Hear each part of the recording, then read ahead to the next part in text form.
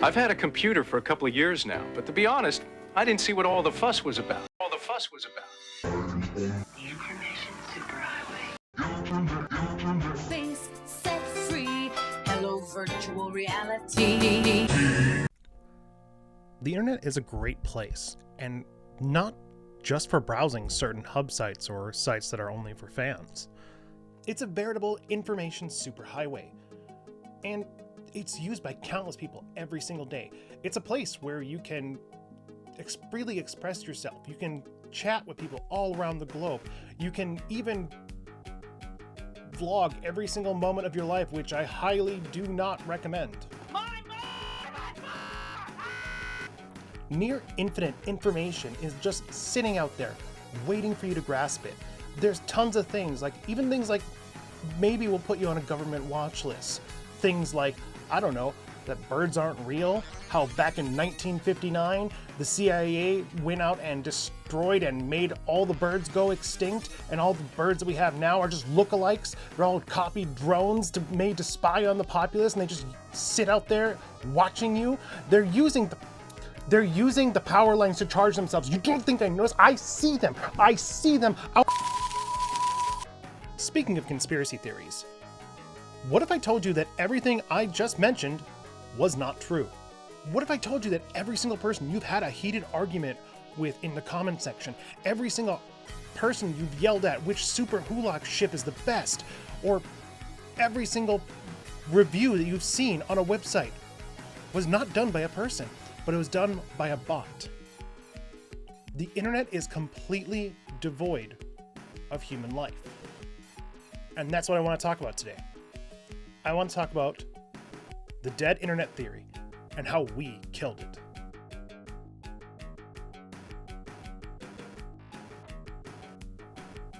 The dead internet theory is a belief that the internet is heavily populated by social bots and automated content generation made by algorithms to control the population and minimize organic human activity.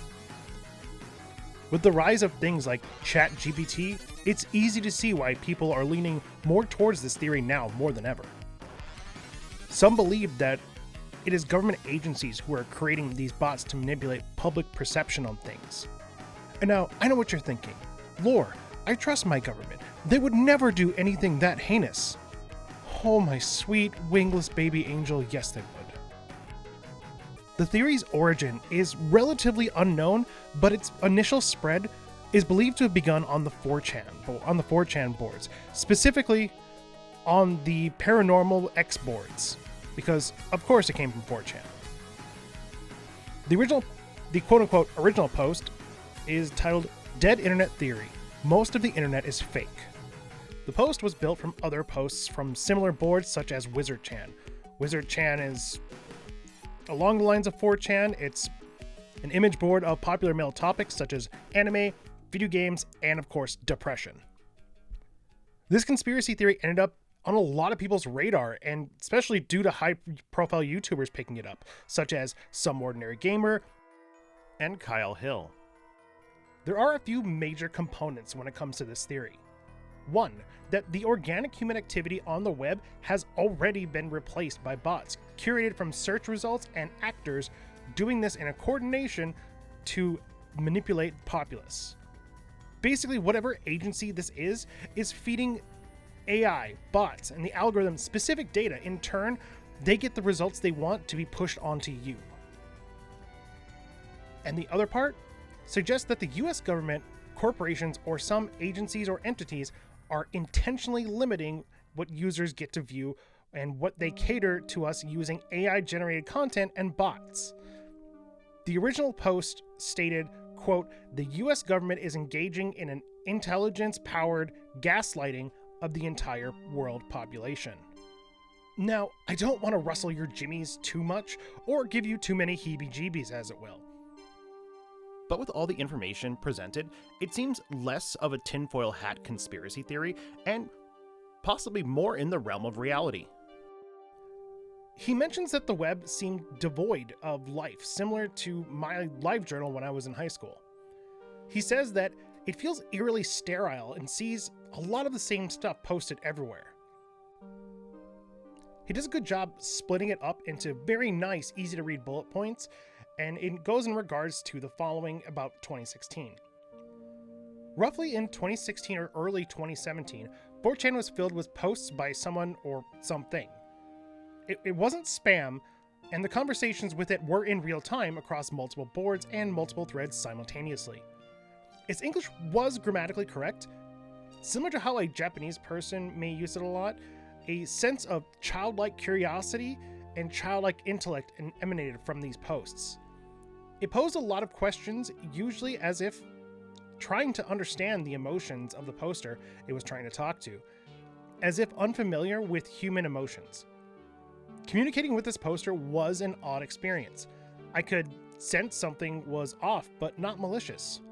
I am absolutely certain this was an AI of some sort. And now this is where he lays out a lot of interesting pieces of the puzzle. He goes and lists off a couple dates. First he lists off 2004. In 2004, DARPA, the Defense Advanced Research Projects Agency, which is an agency within the DoD, it's real, it's not something that Metal Gear Solid made up like I thought when I was a kid. Hey! Shut up in there, will ya? He said that DARPA's LifeLog project was canceled in February of that year of 2004. Coincidentally, Facebook came out soon after. For you who don't know, the LifeLog project was to be able to trace the, quote, threads of an individual's life in terms of events, states, and relationships. It sounds a lot like a certain Facebook app that we all know. LifeLog would be able to keep track of your digital footprint, from what books you bought, to your spending habits, to almost like a Minority Report kind of thing, being able to take all your information, shove it into an algorithm, and kind of predict next move kind of thing.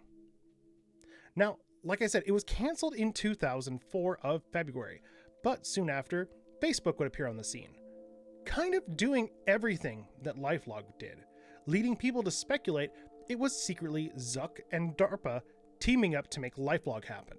But at least they gave us some fun minion memes and some farming simulators.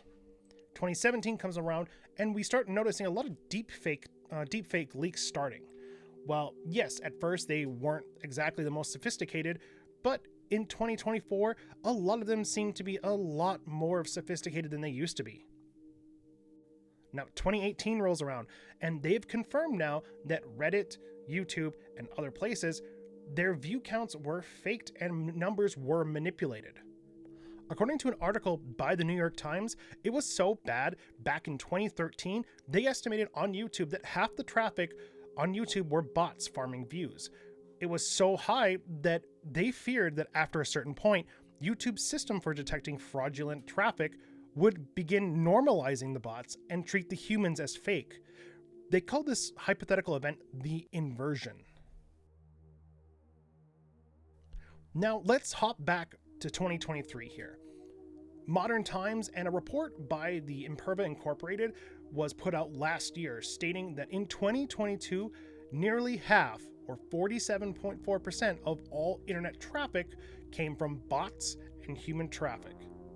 It also stated that human traffic is at its lowest in almost a decade, down to only 52.6%. Only 52.6% of all traffic on the internet is an organic human reaching out. With a consistent rise like that, theories like this are starting to become not that insane. In fact, they're starting to sound less tinfoil hat, more I told you so, as the trend of declining of humans online decreases year after year after year, and meanwhile, the amount of bots keeps increasing. In this report for 2022, while it stated 47.4 of those bots were a substantial amount of those were actually bad bots, meaning that they would abuse business logic and perform attacks. A lot of what we see lately in comment sections and reviews as well have also been affected by bots. I've had issues of my own, and I've even seen like Amazon having issues. Speaking of which, Amazon said that out of 33 million reviews on their site, 43% were AI bots. It's becoming alarming the amount of non-humans are out there at this point, and you wonder, was any of this real to begin with? Sites like Twitter are obviously not immune to stuff like this, despite what some higher-ups over at Twitter might say. Earlier this year, scientists found over 1,000 AI bots on Twitter stealing selfies to create fake accounts, and a lot of these accounts went on to try to get people to invest in fake cryptos, and according to some, even trying to steal existing crypto wallets. Their posts often would include hashtags about Bitcoin or cryptos in an attempt to fool these human-run accounts, and also found to distort conversations and spread misinformation in various contexts, from elections to public health crises. Even back in 2020, several Twitter accounts started tweeting out, "I hate texting," followed by an activity like, "I hate texting, I just want to hold your hand." Facebook is also a very bad offender in all of this. The amount it loves AI is concerning, as it feels like stuff like this is peddled all the time and promoted. It feels like it exists to pull reactions out of you, whether it be positive or negative. Speaking of Facebook, I want to talk about one of the more recent trends that has come across Facebook: the craze of Shrimp Jesus. The image of the hyper-realistic Shrimp Jesus that you are seeing on screen has some accounts hosting them hold over 20,000 likes and comments. Shrimp Jesus is something that I like to call AI boomer trap.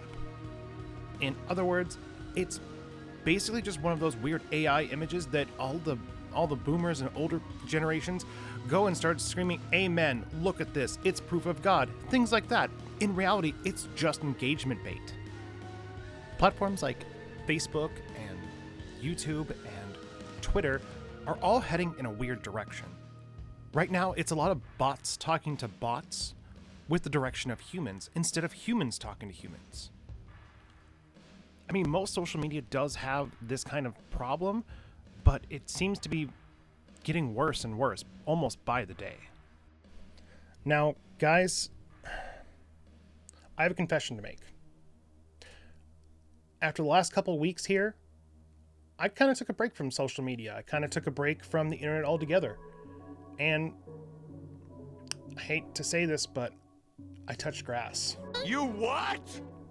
I know, it's terrible, but after that mini break, after that, I can see how easily a lot of these posts like that are made to force the engagement, whether it be positive or negative.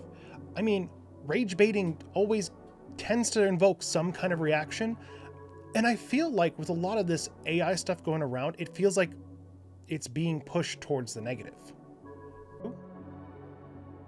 AI is growing at a rapid rate. We joke a lot that, LOL, don't be worried, they can't even make hands in drawings. But that's such a stupid point. They learn. Look at how old deepfakes are, and now look at how much they've come along. They're going to continue to grow and learn and become smarter, better than ever before. Some say it's a paranoid fantasy, like a cross between a conspiracy theory and a creepypasta. But I feel it's more akin to a warning. The theory states that the internet died in 2016, and it was around that time most social media sites rolled out some kind of algorithm. It feels almost too perfect. With the rise of things like ChatGPT as well, it's not hard to see why this fits. Timothy Shope of the Copenhagen Institute for Future Studies said in 2022 that if GPT-3, quote, gets loose, the internet would be completely unrecognizable. And they predict that by 2025 or to 2030, the internet could become almost completely AI generated. And that is terrifying. With the dead internet theory, it really does feel like the internet is dead and hollow, a shell of its former self, where a good majority of it is just populated by bots. I mean, right now, it could just be a matter of time before we see all these platforms become a wasteland of AI and fake images. Right now, we're kind of at like a tipping point. It's hard to say whether like humanity will regain some kind of sanity and fix the AI problem, or if it's too late. That's the real question. But also, just remember, Shrimp Jesus cannot hurt you.